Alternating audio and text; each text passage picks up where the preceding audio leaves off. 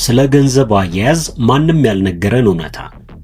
ውድ ቤተሰቦቻችን ዛሬ ሁላችንም ቆም ብለን ልናስብበት የሚገባ የብዙዎቻችንን ህይወት የቀየረና ካልነቃንበት ደግሞ የብዙዎቻችንን የወደፊት ህይወት የሚያጨልም ትልቅ ሚስጥር ይዤላችሁ ቀርቤያለሁ። የሀገራችን ሰው ሲተርት ገንዘብ በ20 ልብ በ40 ይላል። ይህ አባባል ግን ትልቅ ወጥመድ ነው። በ20ዎቹ ዕድሜህ አውድም፣ ተዝናና፣ ልብህና ማስተዋሉ የሚመጣው ደግሞ በ40 ዓመትህ ነው የሚል የተሳሳተ መልእክትን ያስተላልፋል። እውነታው ግን ፈጽሞ የተገላቢጦሽ ነው። በ20ዎቹ ዕድሜህ የሌለህ ልብና ማስተዋል በ40 ዓመትህ በቁጭትና በድህነት ነው የሚተካው። በ20ዎቹና 30ዎቹ ዕድሜህ የምታደርጋቸው ትናንሽ የገንዘብ ውሳኔዎች በ40ና 50 ዓመታትህ የሚኖርህን የህይወት ደረጃ ይወስኑታል። ዛሬ የምናወራው ስለ ቁጠባ ብቻ አይደለም፣ ስለ ነጻነት ነው። ማንም ስላልነገረህ የገንዘብ እውነታና ዛሬውኑ ማቆም ስላሉብህ 5 ታላላቅ የገንዘብ ስህተቶች አጠር አድርገን እንመለከታለን።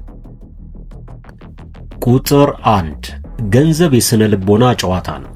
ብዙዎቻችን ገንዘብ አያያዝ ማለት ሂሳብ መደመርና መቀነስ ብቻ ይመስለናል። ፈጽሞ አይደለም። ገንዘብ አያያዝ 20% ዕውቀት ሲሆን 80% ደግሞ ስሜትን የመግዛት ስነ ልቦና ነው። ገንዘብ የምታጠፋው በተራብክ፣ በተደሰት፣ በቆጨህ ወይንም ለሰው ለመታየት በፈለክ ቁጥር ብቻ ነው። ስሜትህን መቆጣጠር ካልቻልክ አካውንት ውስጥ የሚገባው ገንዘብ በሙሉ በስሜትህ ማዕበል ይጠለፋል። ብዙዎቻችን ደሞዜ ሲጨምር እቆጥባለሁ የሚል ትልቅ ውሸት በውስጣችን አለ። ይሄ በኢኮኖሚክስ ቋንቋ ላይፍ ስታይል ኢንፍሌሽን ይባላል። ገቢህ ከ10,000 ወደ 30,000 ሲያድግ ፍላጎቶችህም አብረው ያድጋሉ። ስልጠና ካልወሰድክና የገንዘብ ዲሲፕሊን ከሌለህ የፈለገውን ያህል ብታገኝ ራሱ ሁልጊዜም ድህነት ውስጥ ብቻ እንደሆንክ እወቅ።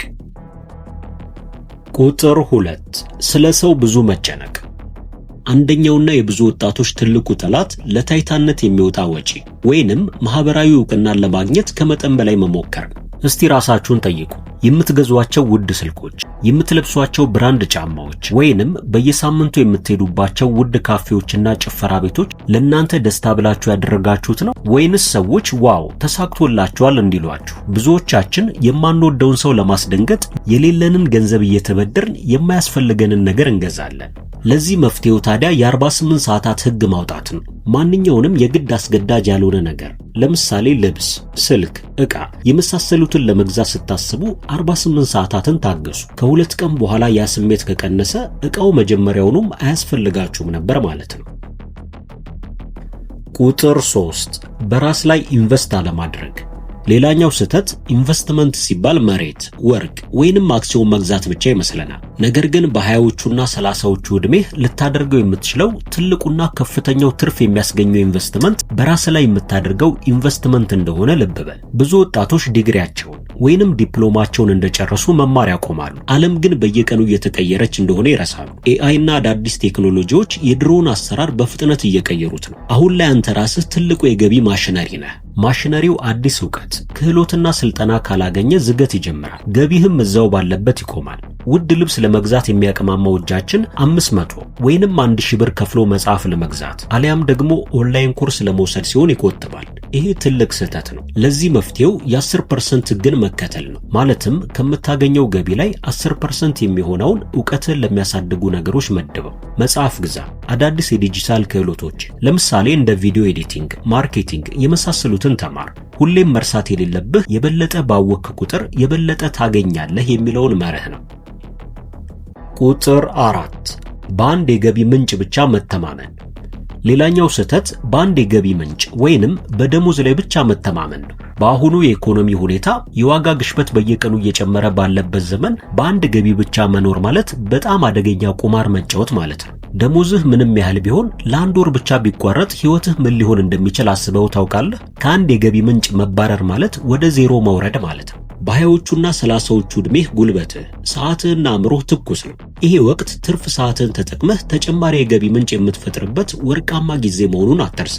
ስለሆነም ከመደበኛ ስራ ውጪ በትርፍ ሰዓትህ የምትሰራውን ነገር ፈልግ። ኢንተርኔትን በሚገባው ልክ ተጠቅመህ ፍሪላንስ መስራት፣ ዩቲዩብ ቻናል መክፈት ወይንም የራስህን አነስተኛ ንግድ መጀመር ትችላለህ። ቁጥር 5 ኢንቨስትመንትን ለነገ ማስተላለፍ። ሌላኛው ስህተት ደግሞ ገና ወጣት ነኝ፣ ኢንቨስትመንት ወይንም ቁጠባ የሚባለው ነገር እድሜ 40 ሲሆን አሊያም ደግሞ ትልቅ ገንዘብ ሲኖረኝ የምጀምረው ነው ብሎ ማሰብ ነው። ይሄ ነገ ጀምራለሁ የሚለው ውሸት የትውልድ ገዳይ ነው። ጊዜ ማንም ሊመልሰው የማይችለው ውድ ሀብት መሆኑን ወቅ። በ20 ዓመትህ 100 ብር መቆጠብ መጀመር በ40 ዓመትህ 10,000 ብር ከመቆጠብ የበለጠ የረጅም ጊዜ ጥቅም እንዳለው ልብ በል። ምክንያቱም የጊዜ ኃይል አብሮህ ይሰራል። በ30 እና በ40 ዓመቴ ይቆጨኛል የሚሉ ሰዎች በሙሉ የሚናገሩት አንድ ነገር አለ፣ ቀድሜ በጀመርኩት ኖሮ። ስለዚህ አንተም ሀብታም ለመሆን መጀመሪያ ሀብታም መሆን አያስፈልግህም። ካለህ ጥቂት ነገር ላይ የተወሰነውን ለወደፊትህ መዝራት አለብህ። ዛሬ የምትዘራት ትንሽዬ ዘር አፍርታ ነገ ጥላ እንደምትሆንህ አትጠራጠር። ቁጥር 6 የጓደኛ ግፊትና ማህበራዊ ወጪዎች።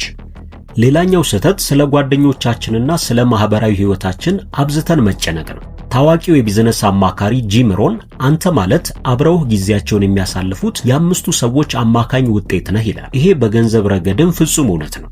ጓደኞችህ ሁልጊዜ ቅዳሜና እሁድ ውድ ቦታዎች መዝናናት እንዲሁም አዳዲስ ልብሶችን ስለመግዛት ብቻ የሚያወሩ ከሆነ አንተም ሳታውቀው የነሱን የኑሮ ዘይቤ ለመከተል ትገደዳለህ። የለኝም ለማለት በማፈር ብቻ የሌለህን ገንዘብ ታወጣለህ። ለዚህ መፍትሄው ታዲያ አይሆንም ማለትም መለማመድ ነው። ጓደኞችህ ከአቅም በላይ የሆነ ቦታ እንሄድ ሲሉህ በፈገግታ በዚህ ሳምንት በጀት የለኝም ሌላ ጊዜ ይሁንልኝ ማለትን ተለማመድ። ይሄ ካልተዋጠላቸው ደግሞ እነሱ እውነተኛ ጓደኞችህ እንዳልሆኑ ልብ በል። ስለዚህም እውነተኛ ጓደኞች መሆን የሚችሉና የገንዘብ ዓላማ ያላቸውን ሰዎች ፈልግ። ስለ ቁጠባ፣ ስለ ቢዝነስና ስለ ወደፊት እቅድ የሚያወሩ ጓደኞችን ወደ ህይወትህ ስታስገባ እነሱ ሳታስበው እንድትቆጠብ ያግዙሃል። ቁጥር 7 ያለ እቅድ መኖር። ሌላኛው ስህተት ደግሞ ያለምንም በጀት መኖር ነው።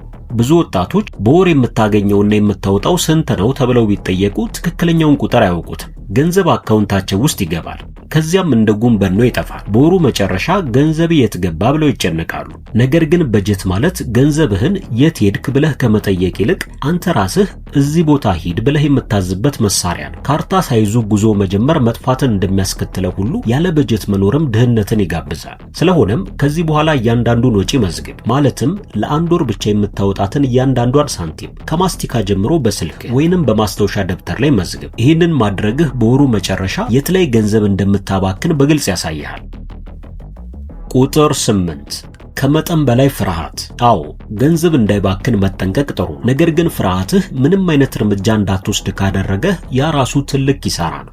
በ20ዎቹና 30ዎቹ ዕድሜህ የምትወድቅበትና የምትነሳበት ወርቃማ ጊዜህ ነው። በዚህ ዕድሜህ አዲስ ቢዝነስ ሞክረህ ብትከስር እንኳን ተመልሰህ ለመቆም የሚያስችልህ ጊዜና ጉልበት አለ። ዕድሜህ 50 ወይንም 60 ሲሆን ግን ያንን አደጋ መጋፈጥ አትችልም። ምክንያቱም በስተጀርባህ ብዙ የምታስተዳድረው ቤተሰብ ይኖራል። ስለሆነም ምንም አይነት አደጋ ለመጋፈጥ ራሱ ትልቅ አደጋ እንደሆነ ልብ በል። እዚህ ጋር ማወቅ ያለብህ ሙሉ ገንዘብህን ሳታጠፋ በጥቂቱ እየሞከርክ አዳዲስ የንግድ ሐሳቦችን እንዲሁም አዳዲስ ኢንቨስትመንቶችን ጀምር።